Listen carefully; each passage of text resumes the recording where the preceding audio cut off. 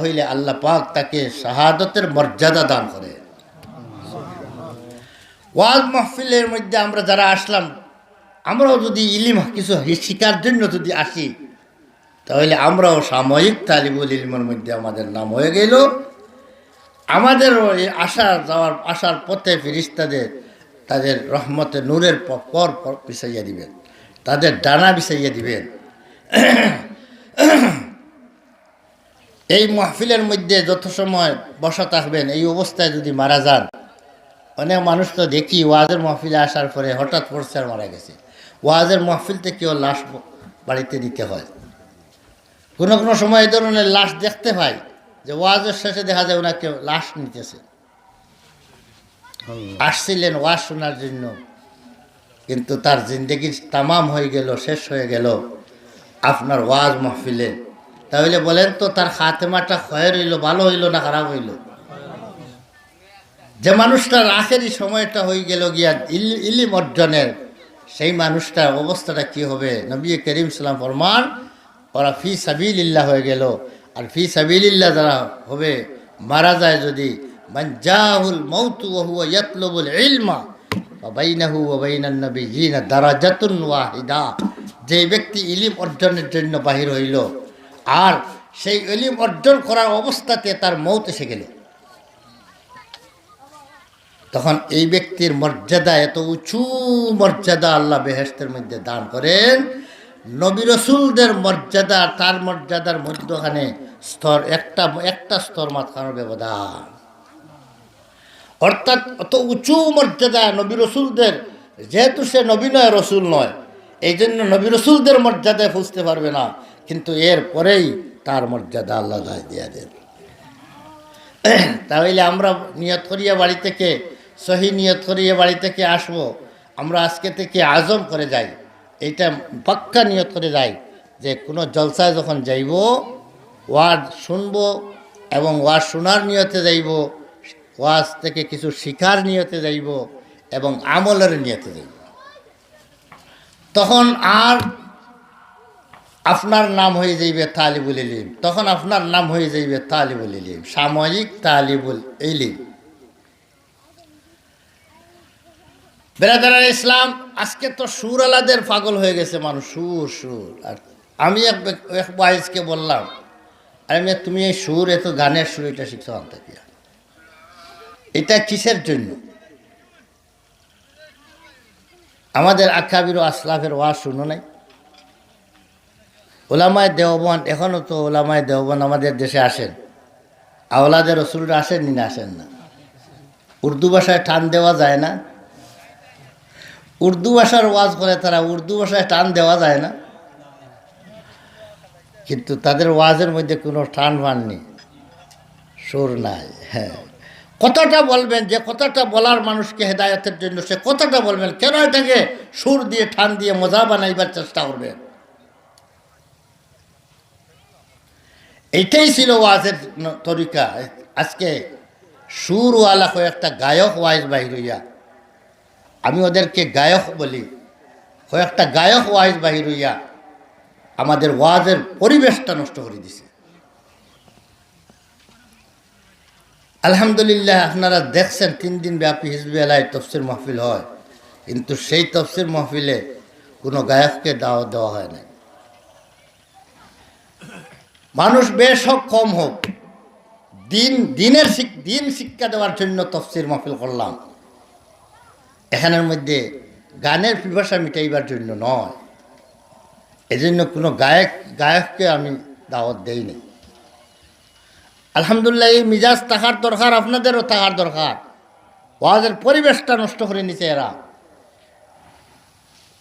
দেখবেন এই ধরনের একটা ওয়াইজ আসলে মহফিলে আর যাবে না, বাড়িঘর সব ফেলিয়া, কামকাজ সব ফেলিয়া দৌড়িয়ে আসবে। আগুন জ্বালাইলে যেভাবে হাওয়ারের সমস্ত পতঙ্গ ফাল দৌড়িয়ে আসে, সেইভাবে এই ধরনের একটা গায়ক আসলে দেখবেন কিভাবে দৌড়িয়ে আসতেছে, খালি হুন্ডা আর গুন্ডা, হুন্ডা দিয়ে গুন্ডা ফাল আসবে। দেখে হায় হায়, বোঝা যায় যে এই সময় সারা ওয়াজ ওখানে। যেমনি এই ওয়াজ চলে গেল, মহফিল খালি হয়ে গেল। এখন যদি মুফতি মুজিবুর রহমানকে দেন দরিয়া রাখতে পারবেন না মহফিল, আর আর কাজে আসবেন না।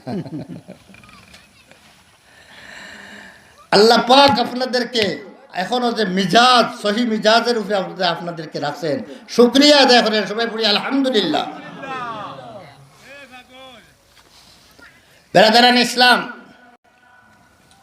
আসি আমাদের কথা। আমি আপনাদের সামনে কোরআনে কারীমের একটি আয়াতে কারীমা তেলাওয়াত করেছি। সেই আয়াতের মধ্যে আল্লাহ পাক দুনিয়াতে মানুষ কিসের জন্য পাঠাইলেন, মানুষের মূল দায়িত্বটা কি, মানুষের মূল দায়িত্বটা কি, দুনিয়াতে কিসের জন্য মানুষ আসলো, সেই কথাটা আল্লাহ উল্লেখ করছেন। দুনিয়াতে আমরা এমনি আসলাম না, কোনো দায়িত্ব নিয়ে আসলাম? বলেন তো, কোনো দায়িত্ব নিয়ে আসলাম না, এমনি আসলাম? আল্লাহ তাআলা বলেন আফা হাসিবতুম আন্নামা খালাকনাকুম আবাসা, আরে তোমরা কি মনে করো তোমাদেরকে এমনি বেকার বেহুদা দুনিয়ার মধ্যে পাঠানো হয়েছে? তোমাদের কোনো উদ্দেশ্য নয় তোমাদেরকে পাঠানোর জন্য, বা পাঠানোর পিছনে কোনো উদ্দেশ্য নাই, এটা কি মনে করো? আল্লাহ আমাদেরকে কোনো উদ্দেশ্যে দুনিয়াতে পাঠাইছেন না পাঠাইছেন না? অন্য আয়াতের মধ্যে বলেন ওয়ামা খালাকতুল জিন্না ওয়াল ইনসা ইল্লা লিয়াবুদুন, আমি মানুষ এবং জিন্নাত জাতিকে আমার ইবাদতের জন্যই সৃষ্টি করেছি। আমি যে আয়াতটা কারিমা তিলাওয়াত করেছি, প্রথমে এই আয়াত সম্পর্কে আমি আপনাদের সামনে আলোচনা করতে যাচ্ছি। আল্লাহ বলেন ইন্না আরাজনাল আমানাতা আলাস সামাওয়াতি ওয়াল আরজি ওয়াল জিবালি ফাবাইনা ইয়াহমিলনাহা ওয়া আশফাকনা মিনহা ওয়া হামালাহাল ইনসান ইন্নাহু কানা যালুমান জাহুলা। একটি কথা হইল, যদি আল্লাহ পাক কাউকে কোনো নির্দেশ দেন কোনো কাজ করার জন্য, বলে এটা তুমি করো, তাহলে আল্লাহর নির্দেশ শোনার পরে আমি পারবো না বলার কোনো অধিকার নাই।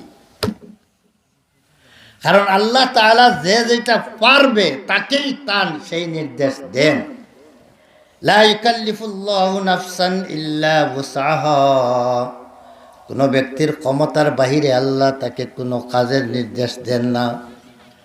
তাহলে যে কাজটা যে পারবে সেই ব্যক্তিকে সেই কাজেরই নির্দেশ দেন যা সে পারবে।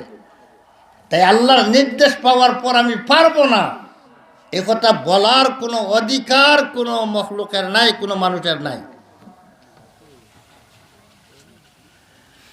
কিন্তু আল্লাহ পাক যদি কোনো কারো সামনে যদি কোনো প্রস্তাব পেশ করেন, প্রস্তাব, তখন প্রস্তাব কবুল করা, মানা না মানা, এটা যার সামনে প্রস্তাব পেশ করা হয় তার এখতিয়ার থাকে। কি বলেন, এখতিয়ার থাকে না থাকে না? আমি একটা প্রস্তাব দিতেছি, আপনি একদম মাহফিলে বসলেন, বসলিয়া মাহফিল চলতেছে, আপনি প্রস্তাব দিলেন, আমি একটা প্রস্তাব দিতেছি, আপনার প্রস্তাবটাই সবাই মানিয়ে নেওয়া জরুরি না? এটা বিবেচনায় পড়লে মানা যাইবে, বিবেচনায় না পড়লে মানা যাইবে না। প্রস্তাবকে মানা জরুরি হয় না, এটা বিবেচনার ভিতরে রাখা হয়। এই হিসাবে আল্লাহ তাআলা যদি কোনো বান্দার সামনে, যদি কোনো মখলুকের সামনে যদি কোনো প্রস্তাব পেশ করেন, যার সামনে প্রস্তাব পেশ করবেন সেই মখলুকের এখতিয়ার থাকবে, ইচ্ছা থাকবে, তার সুযোগ থাকবে, সে চাইলে এটা গ্রহণ করবে। সে যদি এটা তার জন্য মনে করে এটা বোঝা হয়ে যাইবে, তখন গ্রহণ করবে না, এটা সুযোগ আছে। আল্লাহ তাআলা নির্দেশ নয়, আল্লাহ পাকের একটি প্রস্তাব। এই আয়াতের মধ্যে আল্লাহ পাকের একটি প্রস্তাবের কথা উল্লেখ করা হয়েছে। লাল চা চিনি ছাড়া, এটা দোলা হয়ে গেছে। লাল দিলাম, আমি তো লাল খাই, এটা দিলে নষ্ট হবে। লাল দিলাম। তাহলে আল্লাহ প্রস্তাব দিলেন, কি প্রস্তাব দিলেন? সর্বপ্রথম আল্লাহ পাক আসমানের কাছে একটা প্রস্তাব রাখলেন। আসমান এত বিশাল মখলুক, আসমান যে কত বড় মখলুক এটা মানুষের বুঝার মতো ক্ষমতাই নেই। এত বড় এক মখলুক, কত মাইল আর কত হাজার বর্গ মাইল, এগুলার কোনো হিসাব দিয়ে শেষ করার মতো দরকার না। এত বিশাল একটা মখলুকের নাম আসমান। আমাদের মাথার উপরে আসমান আসেনি না নাই? আসমান নাই যদি কেউ বলে তার ইমান থাকবে? আল্লাহ বলেন আমি 7 আসমান বানাইলাম, 7 জমিন বানাইলাম। এখন যদি কেউ বলে আসমানই নাই, তাহলে তার ইমান আছে? আল্লাহর কথা বিশ্বাস করল। খালাকা সাবআ সামাওয়াতিন তিবাকা, আল্লাহ বলেন 7 আসমান আল্লাহ বানাইছেন। তিবাকা, এক আসমানের উপরে আরো আসমান রাখছেন, একটার পর আরেকটা, আরেকটার পর আরেকটা, মধ্যখানে খালি জায়গা রাখছেন। এক আসমানের উপরে আরেকটা আসমান বসান নাই, বরং এক আসমান থেকে আরেক আসমানের মধ্যে দূরত্ব রাখছেন 500 বৎসর পর্যন্ত। যদি কেউ গুড়া দৌড়াইয়া যদি সফর করে, সেই সফর করতে গিয়া যত দূরত্ব যাইতে পারবে, অতক্ষণ দূরত্ব, অতটুকু দূরত্ব এক আসমান থেকে আরেক আসমানের মধ্যে আল্লাহ রাখছেন। জমিন থেকে আসমানের দূরত্ব আল্লাহ ঠিক তদ্রূপ রাখছেন। এইভাবে 7টা আসমান আল্লাহ পাকে বানাইয়া রাখছেন।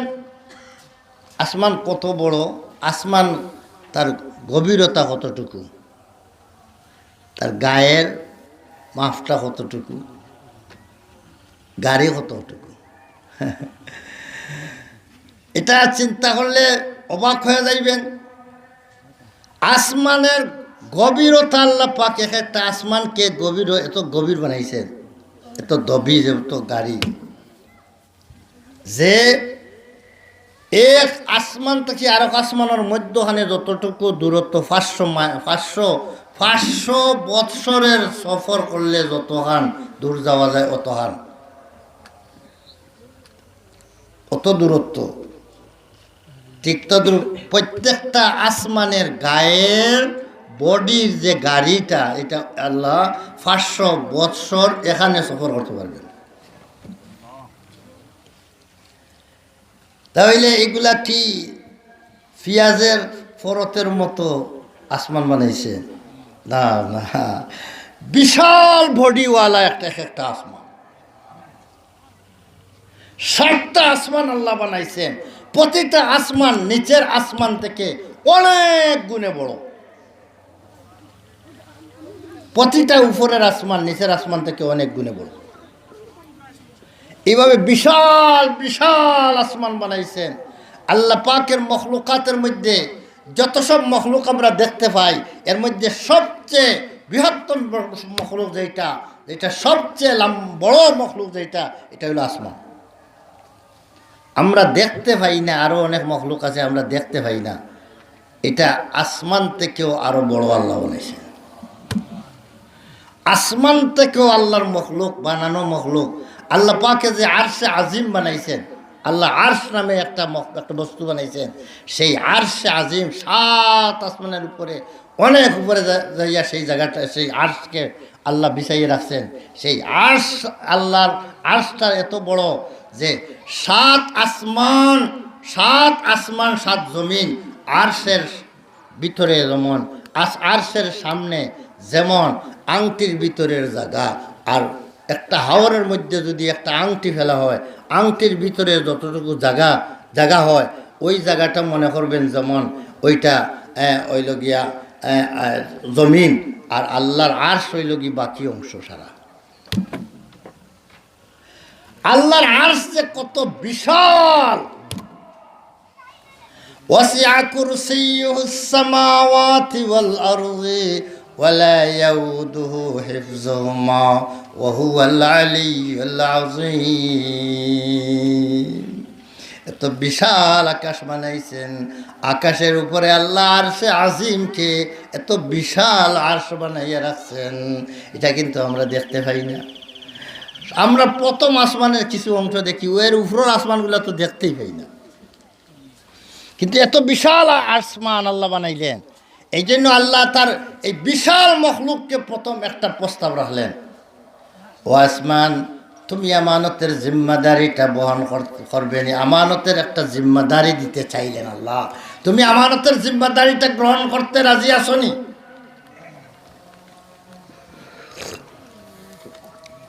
আল্লাহ তাআলা আসমানকে আমানতের জিম্মাদারি দিতে চাইলেন। আসমান জিজ্ঞাসা করলো, আল্লাহ প্রস্তাব দিলেন, আসমান জিজ্ঞাসা করলো, আল্লাহ এই আমানতের জিম্মাদারি গ্রহণ করলে লাভ ক্ষতি জানতে চাই। আল্লাহ জানাইলেন, আসমান তুমি জানিয়ে রাখো, যদি এই আমানতের জিম্মাদারি কেউ গ্রহণ করে আর এরপরে এটা যদি আদায় করতে পারে, তাকে বেহেশতের মধ্যে স্থায়ীভাবে বেহেশতে ঠিকানা দেওয়া হবে।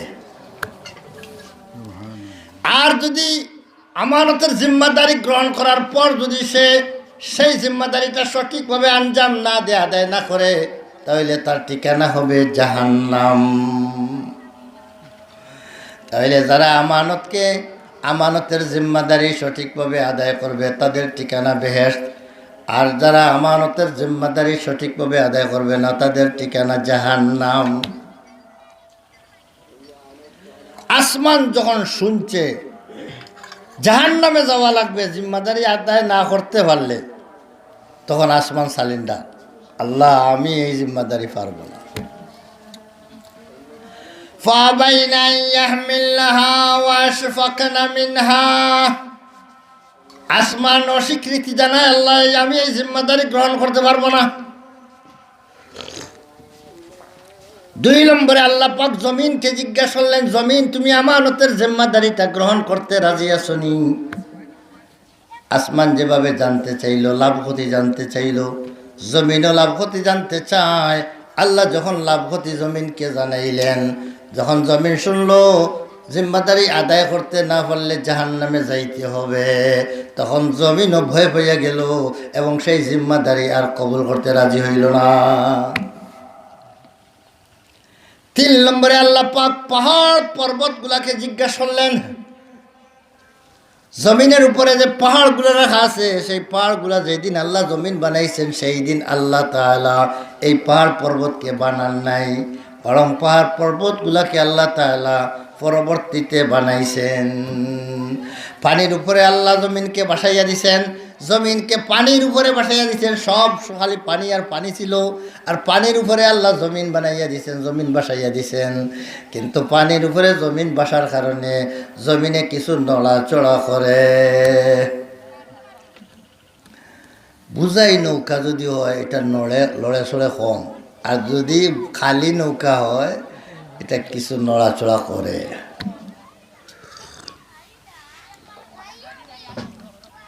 এই জমিনটা যখন পানির উপরে বাসমান, তখন জমিনে কিছু নড়াচড়া করে।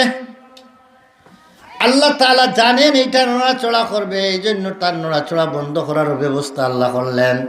আল্লাহ তাআলা এই জমিনের নড়াচড়া বন্ধ করার জন্য বড় বড় পাহাড়গুলা সৃষ্টি করলেন, আর জমিনের যেখানে যেই জায়গার মধ্যে রাখলে মুনাসিব হবে সেই জায়গার মধ্যে আল্লাহ ওই পাহাড়গুলো রাখিয়া দিলেন। পাহাড়গুলো আল্লাহ তাআলা বসাইলেন, জমিনের যেখানের মধ্যে বসাইলেন নড়াচড়া বন্ধ হয়ে যাইবে। আল্লাহ তাআলা বসানোর কারণে জমিনের নড়াচড়া বন্ধ হয়ে গেছে। তাহলে বলেন তো, এই পাহাড় পর্বতগুলা জমিনের উপরে থাকার দরকার আছে না নাই? যে পাহাড়টা যেখানে বসাইছেন আল্লাহ তাআলা সেই জায়গার থাকার দরকার আছে না নাই? নকশা তো আল্লাহ তাআলা তৈরি করছেন, কোন জায়গাত কোনটা বসাইতে হবে। এটা তো কোনো ইঞ্জিনিয়ারের ফর্মুলা মতো আল্লাহ বসান নাই। আল্লাহ তাআলা নিজের কুদরতি ফর্মুলা দ্বারা, নকশার দ্বারাই আল্লাহ পাক এগুলা আল্লাহর ইলমে কদিমের নকশা দিয়ে আল্লাহ পাক বসাইয়া দিয়েছেন। এই পাহাড়গুলাকে কোন জায়গায় কোনটা জায়গায় বসাইতে হবে, হিমালয় পর্বত কোন জায়গাতে বসাইতে হবে, এটা আল্লাহর নকশার মধ্যে সেটা আছে। সেই হিসাবে হিমালয় পর্বত যেখানে বসানো মুনাসিব সেখানে হিমালয় পর্বত বসাইছেন। যেখানে খাসিয়া জৈন্তা পাহাড় বসানোর দরকার প্রয়োজন সেখানে খাসিয়া জৈন্তা পাহাড় বসাইছেন। আর যেখানের মধ্যে উহুদ পাহাড়ের মতো বিশাল পাহাড় বসানোর দরকার সেখানে আল্লাহ উহুদ পাহাড় বসাইছেন। আর যেখানে আপনার ছোটো দেশের মতো ছোটো ছোটো পাহাড় টিল্লাগুলা বসানোর দরকার আছে মনে করছেন সেখানে ছোটো দেশের মতো ছোটো ছোটো পাহাড়গুলা টিল্লাগুলা আল্লাহ বসাইয়া দিছেন। জমিন সব সমান ছিল কিন্তু এর উপরে আল্লাহ ছোটো টিলা বড় টিলা ছোটো পাহাড় বড় পাহাড় এগুলো আল্লাহ বানাইয়া জায়গায় জায়গায় যেখানে যেটা বসানো মুনাসিব সেখানে সেটা বসাইয়া দিলেন। তাহলে পাহাড় পর্বত এগুলা হইল ৩ নম্বর মখলুক। এই জন্য এই পাহাড় পর্বতকে আল্লাহ ৩ নম্বরে প্রশ্ন করলেন, ও পাহাড় তোমরা কি আমানতের জিম্মাদারিটা আদায় করতে পারবে? পাহাড় পর্বতেরও আকল আছে, আল্লাহ বুদ্ধি দিছেন, তারাও আল্লাহকে প্রশ্ন করে বসলো, আল্লাহ জিম্মাদারি আদায় করলে লাভ হতে কি জানতে চাই। তারাও যেভাবে জানলো যে আমানতের জিম্মাদারি গ্রহণ করলে যদি আদায় করতে না পারো জাহান্নামে যাইতে হবে, তখন ওই পাহাড় পর্বতগুলা জাহান্নামকে ভয় পাইয়া জিম্মাদারি আর গ্রহণ করে নাই। আল্লাহ আমরা এটা গ্রহণ করতে পারবো না। 3 দল শেষ, বড় বড় 3 দল। হ্যাঁ, এরা আমানতের জিম্মাদারি নিতে পারবে না। আল্লাহ পাক যখন হযরত আদম আলাইহিস সালামকে সৃষ্টি করলেন, পয়দা করে আদম আলাইহিস সালামকে বেহেশতের মধ্যে রাখলেন, বেহেশতের মধ্যে থাকতে দিলেন। ওনার বিবিকেও বেহেশতে থাকা অবস্থায় বিবিকেও আল্লাহ তৈয়ার করলেন, সৃষ্টি করলেন। আদম আলাইহিস সালামের বিবিকে আল্লাহ সৃষ্টি করিয়া ওনার পাশে দিয়া দিলেন। স্বামী স্ত্রী দুজনকে বেহেশতে তাকিয়া বেহেশতের নিয়ামত ভোগ করার জন্য আল্লাহ বলেন, উসকুন আনতা ওয়া যাওজুকাল জান্নাহ, উসকুন আনতা ওয়া যাওজুকাল জান্নাহ ওয়া কুলা মিনহা রাগাদান হাইসু শিতুমা ওয়া লা তাকরাবা হাযিহিশ শাজারা ফাতাকুনা মিনাজ জালিমিন। আদম ও বিবি হাওয়া, তোমরা দুজনে বেহেশতের মধ্যে অবস্থান করো আর মনের ইচ্ছা মতো খাও, যেটা যেখানে তাকিয়া খাইতে মনে চায় সেখানে যাও, সেখানে তাকিয়া খাও, যা ইচ্ছা তা খাও। কোনো ধরনের কোনো হিসাব নিকাশ তোমাদের সাথে নাই, বেহিসাব খাও। কিন্তু একটা কথা, একটা গাছ আছে, ওই গাছের খাঁচাটা নিয়ে, ওই গাছটার খাঁচা নিয়ে না। একটা গাছের দিকে আল্লাহ ইশারা করে ইঙ্গিত করে বললেন, এই গাছটার পাশে যাইও না, এই গাছের ফল তো খাইবেই না, পাশেও যাইও না। হযরত আদম আলাইহিস সালাম বিবি হাওয়া বড় সতর্কতার সহিত এই গাছ থেকে বাঁচিয়ে থাকতেছেন। অনেকদিন বেহেশতের মধ্যে রয়ে গেলেন। এরপরে হঠাৎ করে আল্লাহ পাক হযরত আদম আলাইহিস সালামকে জিজ্ঞাসা করেন, আদম বেহেশতের আরাম যখন পাইছেন আদম আলাইহিস সালাম, মনে তো বেহেশতের মধ্যে যে আয়েশ আরাম, সেই আরাম বুক করার পরে বেহেশত থেকে কেউ বাইর হইতে চাইবেনি। কোনো মানুষ একবার বেহেশতে ঢুকে গেলে আর তারে টানিয়া বাইর করা যাবে না। এত আরাম, এত সুখ আর শান্তির জায়গা হইল বেহেশত। 100 বৎসর হাদিসের মধ্যে আছে, নবী ফরমায়েন, যদি 100 বৎসর পিওর কষ্টর মধ্যে, অর্থাৎ শুধু কষ্ট আর কষ্ট করলো, জিন্দগিতে কোনো সুখ পাইল না, এমন কোনো একটা মানুষ যদি হয়, আর এরপরে যদি তাকে এক মুহূর্তের জন্য বেহেশতের ভিতরে ঢুকাইয়া ওদিকে ঢুকাই লইছে আর সেদিকে বাহির করা হয়ে গেছে, সামান্য বেহেশতের সামান্য একটু আরাম পাওয়াইয়া দেওয়া হয়েছে, এরপরে তাকে জিজ্ঞাসা করা হইবে যে, ও আমার বান্দা, যদি তাকে জিজ্ঞাসা করা হয়, ও আমার বান্দা, তুমি জিন্দগিতে কোনো কষ্ট অনুভব করছো নি, কষ্ট পাইছো নি? অথচ 100 বছর কষ্ট করিয়া গেছে। তখন সেই বান্দা বেহেশতের মধ্যে একটা মুহূর্তের জন্য ঢুকিয়ে বাহির হওয়ার কারণে সে আল্লাহকে জবাব দিবে, আল্লাহ আমার জিন্দগিতে কোনো কষ্ট কোনোদিন করছি বলে আমার স্মরণ নাই। 100 বছরের একদম পিওর কষ্ট আর কষ্ট করলো, কিন্তু সেই মানুষটা এক মুহূর্তের ভিতরে বেহেশতে ঢুকার কারণে সমস্ত কষ্ট ভুলিয়া এই সুখের কারণে সমস্ত কষ্ট ভুলি গেল। বেরাদার ইসলাম তাহলে মনে করেন বেহেশতে কোনো মানুষ গেলে আবার বাহিরে আসতে চাইবে? কোনো মানুষ আসতে চাইবে না। আদম আলাইহিস সালামকে বেহেশতে দেওয়া হয়েছে। আদম আলাইহিস সালামের কথাটাও জানেন, বেহেশতে অস্থায়ী কিছুদিনের। বেহেশতে কি এক সময় আমাকে আল্লাহ বাহির করিয়া অন্য কোনো জায়গায়? আদম আলাইহিস সালামকে বেহেশত তাহার জন্য বানাইছে না জমিনের খলাফতি করার জন্য বানাইছে? উনিও জানতেছেন আমাকে কিছু করে নেওয়া হয়ে কিছুদিন পরে এখানে আর থাকতে দেওয়া হবে না। বলেন তো এক মুহূর্তের জন্য কোনো মানুষ বেহেশতে ঢুকলে সেই মানুষটা বেহেশত থেকে বাহির হইতে কখনো রাজি হইবে? বেহেশত এমন একটা জায়গা জেনে গেলে কোনো মানুষ বাহির হইতে চাইবে না। এই জায়গার মধ্যে আদম আলাইহিস সালামকে আল্লাহ বেহেশতের মধ্যে রাখছেন। আদম আলাইহিস সালামের মনে চায় বেহেশতে স্থায়ীভাবে তাহার কোনো ব্যবস্থা করা যায় কি না। মনে মনে চিন্তা আছে বেহেশতে দেখি স্থায়ীভাবে তাহার কোনো ব্যবস্থা করা যায় কি না। এমন সময় হঠাৎ করে আল্লাহ পাকের পক্ষ থেকে আদম আলাইহিস সালামকে জিজ্ঞাসা করা হইল, ও আদম, তুমি আমানতের জিম্মাদারিটা গ্রহণ করতে রাজি আসনি? আদম আলাইহিস সালাম জিজ্ঞাসা করলেন আল্লাহকে, আল্লাহ, আয় আল্লাহ, আমানতের জিম্মাদারি গ্রহণ করলে লাভ কি হবে এবং সেটা যদি পালন না করতে পারি ক্ষতি কি হবে, দুনো দিকটা আমাকে জানিয়ে দেন। আল্লাহ তাআলা বললেন, আসমানকে, জমিনকে, পাহাড় পর্বতকে যেভাবে আল্লাহ বুঝাইলেন, হযরতে আদম আলাইহিস সালামকেও সেইভাবে বুঝাইলেন।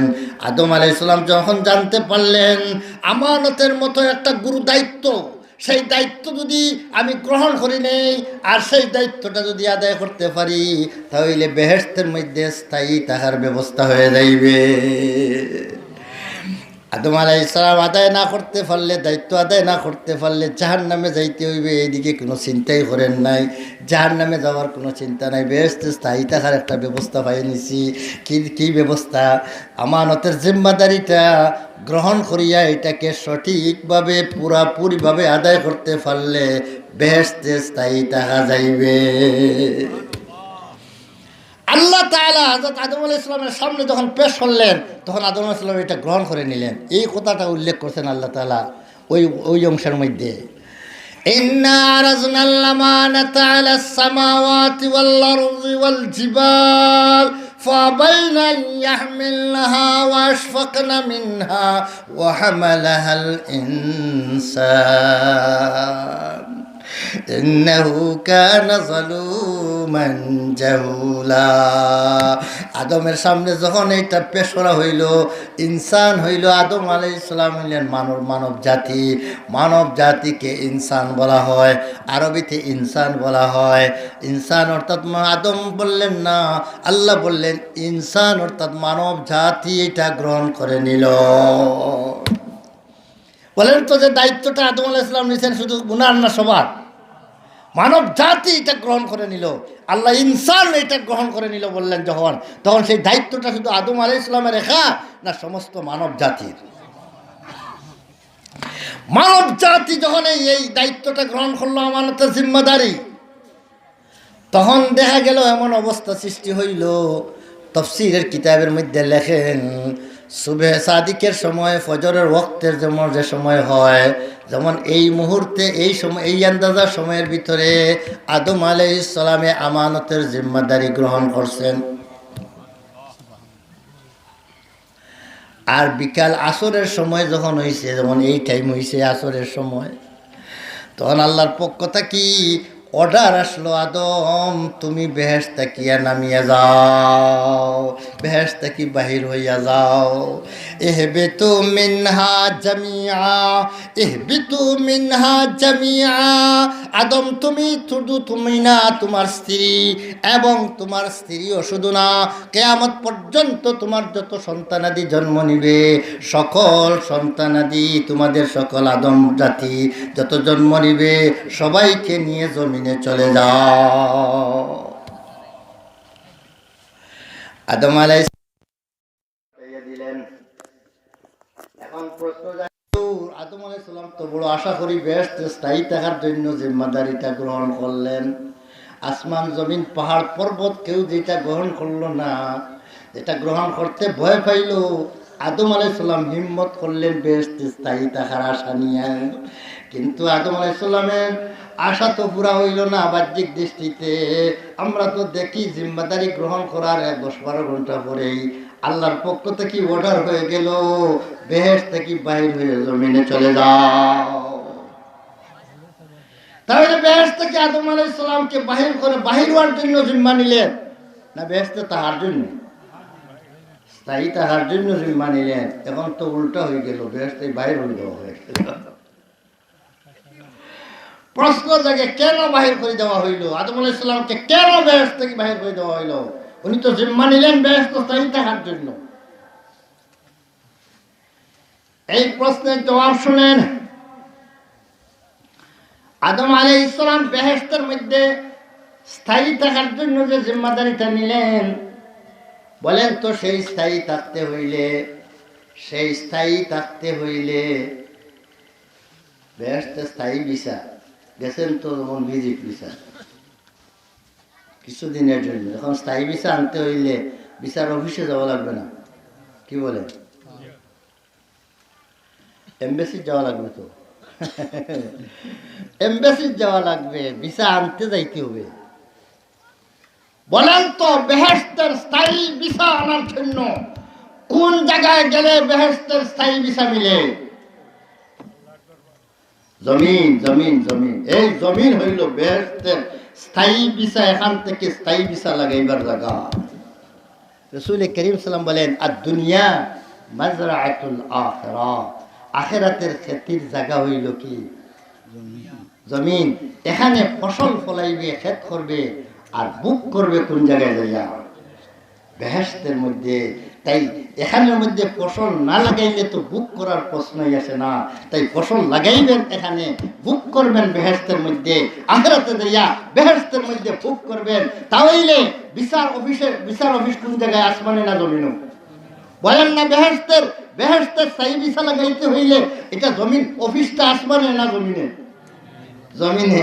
এই জন্য আদম আলাইহিস সালামকে যখন স্থায়ী ভিসা পাওয়ার জন্য দায়িত্ব নিছেন, তাহলে স্থায়ী ভিসা যেখানে গিয়ে লাগাইতে হইবে সেখানে আল্লাহ পাঠাইয়া দিলেন, যাও জমিনে, তুমি যাও জমিনের মধ্যে যাও, তোমার সবাইকে নিয়ে জমিনে যাও। সাথে সাথে আল্লাহ বললেন, ফাইম্মা ইয়াতিয়ান্নাকুম মিন্নি হুদা ফামান তাবিয়া হুদায়া ফালা খাউফুন আলাইহিম ওয়ালা হুম ইয়াহজানুন। আদম, জানিয়ে রাখো, জমিনে যাইতেছো, কোনো চিন্তার কারণ নাই। আমার পক্ষ থেকে জমিনে যাইয়া কিভাবে প্রসেসিং করতে হবে, বিচার প্রসেসিং লাগবে, বিচার প্রসেসিং কিভাবে করতে হবে সেইটা আমার পক্ষ থেকে নবী রাসূলদের মাধ্যমে কিতাব পাঠাইব, হেদায়েতনামা পাঠাইব। সেই হেদায়েতনামা মোতাবেক যদি তুমি প্রসেসিং করো, তোমার কোনো চিন্তার কারণ নাই, ঘুরিয়া তোমার ওই যে বেহেশতের স্থায়ী ভিসা পাইয়া যাইবা। ফালা খাউফুন আলাইহিম ওয়ালা হুম ইয়াহজানুন। বেহেশতে যাওয়ার জন্য তোমার কোনো চিন্তা করতে হবে না, তোমার কোনো কষ্টের কোনো চিন্তা করতে হবে না। তুমি বেহেশতের মধ্যে নিঃসন্দেহে তুমি আবার বেহেশতের মধ্যে যাইবাই, স্থায়ী ভিসা নিয়ে বেহেশতে যাইবাই। যখন বেহেশতে ঢুকবাই আর বাইর হইতে হবে না। সেই বেহেশতে যাইতে হইলে আসতে হবে কোন জায়গায়? বলেন না কোন জায়গায়? জমিনে আসতে হবে। আসমানে তাকিয়া আসতে বেহেশতের স্থায়ী ভিসা লাগানো যাবে না। তাহলে আদম আলাইহিস সালাম জমিনে আসলেন, বলেন তো কিসের জন্য? বেহেশতের ভিসা লাগাইবার জন্য। বেহেশতের স্থায়ী ভিসা লিগ্যালিটি নেওয়ার জন্য আসছেন। এটা লিগ্যালিটি নেওয়ার জন্য আসছেন, স্থায়ী ভিসা লাগানোর জন্য আসছেন। এমবেসি তো জমিনও। বেহেশতের এমবেসি কোন জায়গায়? জমিনে আসিয়া এমবেসিতে আসিয়া প্রসেসিং করতে হবে, তখনই আপনার জন্য স্থায়ী ভিসা লাগিয়া যাইবে। কিভাবে করতে হবে বেহেশতের স্থায়ী ভিসা লাগাইতে? কি কাজ করতে হবে? আল্লাহর পক্ষ থেকে এইগুলা নির্দেশনা আসছে না? প্রত্যেক নবীর যুগে আল্লাহ পাকের পক্ষ থেকে নির্দেশনা আসছে। সাইয়্যিদুল মুরসালিন মুহাম্মদুর রাসূলুল্লাহ সাল্লাল্লাহু আলাইহি ওয়াসাল্লামের যুগে নবী করিম সাল্লামের উপরে আল্লাহ 30 পারা কোরআনে কারীম নাযিল করিয়া বেহেশতে যাওয়ার প্রসেসিং কিভাবে করতে হবে সেই ব্যবস্থাপনা আল্লাহ পাক আল্লাহর কালামের মধ্যে বয়ান করে দিয়েছে। বলেন তো আমাদেরকে বেহেশতে যাওয়ার পথ দেখাইয়া দিবেন না দিবেন না? দেখাইয়া দিবেন। আপনার বেহেশতে কিভাবে যাইব? মধ্যখানে মিস্টার ইবলিসকে লাগাইলেন আল্লাহ, ইবলিসকে লাগাইলেন পিছনে। ইবলিস তুই যা কিছু বেড়াচড়া লাগা। ইবলিস আদম আলাইহিস সালাম জিম্মাদারি গ্রহণ করার পর মিস্টার ইবলিসকে লাগাইলেন পিছনে, যা তুই বেড়াচড়া লাগা। আদম আলাইহিস সালামকে আল্লাহ নিষেধ দিলেন এই গাছের পাশে যাইও না। আদম আলাইহিস সালাম এই গাছটা কি দূরে থাকতেছেন, এই গাছের পাশে যান না। কিন্তু এই গাছের একটা ফল রাখতে আল্লাহ রাখছেন, সেই গাছের ফলের অ্যাকশন হইল এই গাছের ফল যেদিন খাইবে সেই দিন জমিনে আসতে হবে, যেই দিন খাইবে এই দিন জমিনে আসতে হবে। এই ফলের অ্যাকশন। বাকি সব ফল বেহেশতে খাইবার জন্য, থাকার জন্য। আর একটা ফল আছে এটা খাইলে বাহিরে আসতে হবে। এটা একটা ট্যাবলেট, জমিনে আসার একটা ট্যাবলেট আছে। আল্লাহ পাক মিস্টার ইবলিসকে পিছনে লাগিয়ে দিয়েছে, যার উপর ট্যাবলেট খাওয়ানোর ব্যবস্থা হোক। আদম তো জিম্মাদারি গ্রহণ করছেন, আমানতের জিম্মাদারি। বলেন তো জিম্মাদারি যে কোনো সাধারণ জিম্মাদারি যদি হয়, জিম্মাদারি আদায় করতে কষ্ট আছে না নাই? আল্লাহ চাইলে তো অফিস তো আসমানে দিতে পারতেন, বেহেশত অফিসে ওখানে বিচার অভিষেকটা দিলেন আর সেখানে বিচার লাগাই দিতে পারতেন। জমিনও কেন বিচার জন্য পাঠাইলেন? আরে ভাই, জিম্মাদারি আদম আলাইহিস সালাম যেটা গ্রহণ করছেন, বলেন তো জিম্মাদারি, সাধারণ জিম্মাদারি যদি হয়, এই জিম্মাদারিটা আদায় করতে কিছু কষ্ট আছে না নাই? আমরা ফজরের নামাজে উঠা লাগে না লাগে না? এই যে শীতের সময় আজান দিচ্ছেন মুয়াজ্জিন সাহেব, হাইয়া আলাস সালাহ হাইয়া আলাল ফালাহ, আর এর সাথে বলছেন আসসালাতু খায়রুম মিনান নাও, ঘুম তোমার নমাজ থেকে, ঘুম থেকে নমাজ ভালো, ঘুম থেকে নমাজ ভালো। ঘুমও এটা ভালো জিনিস, তোমার স্বাস্থ্যের জন্য ভালো, ফায়দামন হবে, আরাম পাইতেছে, এটাও ভালো। কিন্তু এর চেয়ে ভালো হইল নামাজ। নামাজে আসলে তোমাকে স্থায়ী আরামের ব্যবস্থা দেওয়া হবে।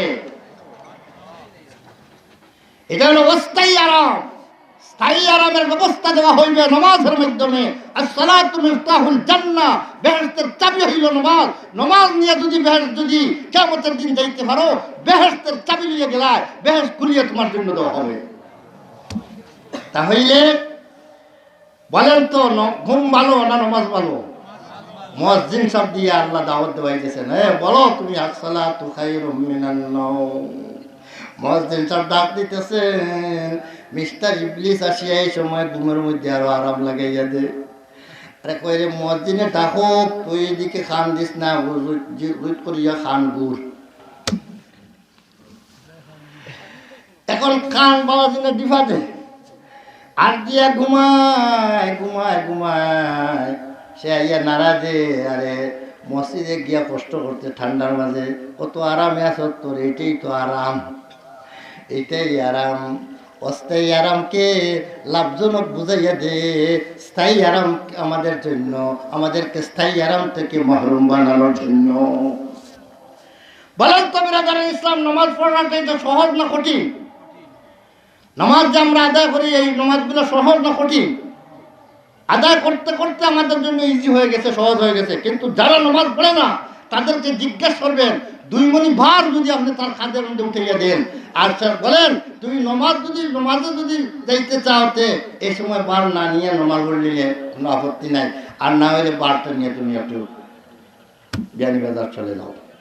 তখন সে দেখবেন 2 মণি বারকে কবুল করবে। সে বলে আমার আচ্ছা নমাজও আমরা এটা আমার বার নিয়ে।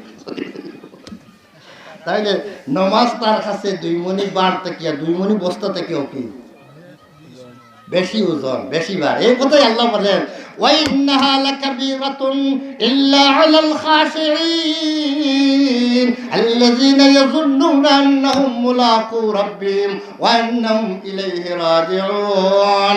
এই নামাজটা আল্লাহর ভয় যার ভিতরে নাই, আল্লাহর সাথে মোলাকাতের আশা উমেদ যার মধ্যে নাই, তার জন্য নামাজ তার জন্য বড় ভারী। নামাজ বড় ভারী। তাইলে নামাজ আদায় করতে কষ্ট আছে না নাই? নামাজ পড়তে আসলে কষ্ট আছে। বলেন তো বেহেশতে জায়গা জিম্মাদারি নিছেন আমানতের। আমানত কাকে বলে এটা জানেননি? আমানতের ব্যাখ্যা তাফসীর মুফাসসিরিন کرام বলছেন, অনেক ব্যাখ্যা দিচ্ছেন। তার সার দুইটা কথা। একটার নাম হইল ইলম, আর একটার নাম হইল আমল। ইলিম আর আমল। আমল করতে হইলে লাগে ইলিম লাগে, বলেন না? আমল করার আগে কি লাগে? ইলিম ছাড়া আমল হয় না। ইলিম ছাড়া আমল করতে পারবেন না। ইলিম কিছু যদি জানেন না এই কাজটা কিভাবে করতে হবে, তাহলে করিয়া আপনি শুধু কষ্টই করলেন, কোনো কাজে আসলো না। এই জন্য আমল করার আগে ইলিমের দরকার আছে কিনা নাই? আমরা সকলের জন্য আমল করতে হবে। সকলকে আমলের জন্য আল্লাহ পাঠাইছেন, আর আমল করার আগে ইলমের দরকার আছে। তাহলে ইলম অর্জন করা সকলের জন্য ফরজ না ফরজ নাই? ইলম অর্জন করা সাধারণ যতটুকু জ্ঞান না হইলে ধর্ম কার নিজে মুসলমানি জিন্দেগি, মুসলমান হইয়া জিন্দেগিতে বসবাস করা যাবে না। জিন্দেগিতে মুসলমান হইয়া টিকিয়া থাকা যাবে না। যতটুকু না জানলে অতটুকু জানা প্রত্যেক মুসলমানের উপরে ফরজ। বড় আলিম হওয়া সবার জন্য ফরজ নাই। বড় আলিম কয়েকজন হয়ে গেলে হয়ে যাবে, এটা ফরজে কিফায়া। কিন্তু ফরজে আইন হইল সকল মানুষের তার প্রয়োজনীয় ইলিম। যতটুকু না হইলে তার মুসলমানের জিন্দেগি চলবে না, অতটুকু ইলিম, ধর্ম সম্পর্কে ইলিম প্রত্যেক মুসলমানের জানা ফরজ। তাহলে আমাদেরকে দায়িত্ব দিলেন আমানতের। আমানতের দায়িত্বের অর্থ কি? ইলিম শিখব এবং আমল করব। এই দুই দায়িত্বটা মনে করেন, এই দায়িত্বটা সহজ না কঠিন? কঠিন আছে, কষ্টকর আছে। বলেন তো আমানতের জিম্মাদারি নিছেন, এই জিম্মাদারি নিছেন যখন, এটা আদায় করার দরকার নেই না? দরকার নাই না? জিম্মাদারি নিয়ে বাড়িতে ঘুমাইবে। জিম্মাদারি যখন নিছে, এইটা আমানতের জিম্মাদারি যখন নিছে, তাহলে জিম্মাদারি আদায় করার জন্য যেখানে গেলে জিম্মাদারি আদায় করা যায় সেখানে চলে যাও। বেহেশত এমন জায়গা, যে জায়গার মধ্যে কোনো কষ্ট করার কোনো কাজ নাই। এমন কোনো কাজ নাই যে বেহেশতের মধ্যে কোনো ধরনের কষ্টর বস্তু নাই। এক শায়ের বলেন, জান্নাতা যাকে আজারে নবাশাদে, জান্নাতা যাকে আজারে নবাশাদে, কেসে রাবা কেসে কারে নবাশর। বেহেশত এমন একটা জায়গা যেখানের মধ্যে কোনো ধরনের কষ্ট হয় না, কারণ কোনো সাথে কোনো প্রয়োজন নাই। প্রত্যেক স্বয়ং সম্পূর্ণ। দুনিয়াতে আমরা কোনো মানুষ স্বয়ং সম্পূর্ণ নাই। একজন আরেকজন আল্লাহ লাগাইয়া দিছেন, এবং উনার কাছে এক জিনিস আছে, আপনার কাছে আরও জিনিস আছে। উনি আপনারটা নিতে আপনার বাধ্য, আপনি উনার কাছ থেকে অন্যটা আনতে বাধ্য। এইভাবে আল্লাহ দুনিয়ার জিন্দগিটা লাগাইয়া দিছে। কিন্তু বেহেশতের মধ্যে প্রত্যেকটা মানুষ স্বয়ং সম্পূর্ণ হবে।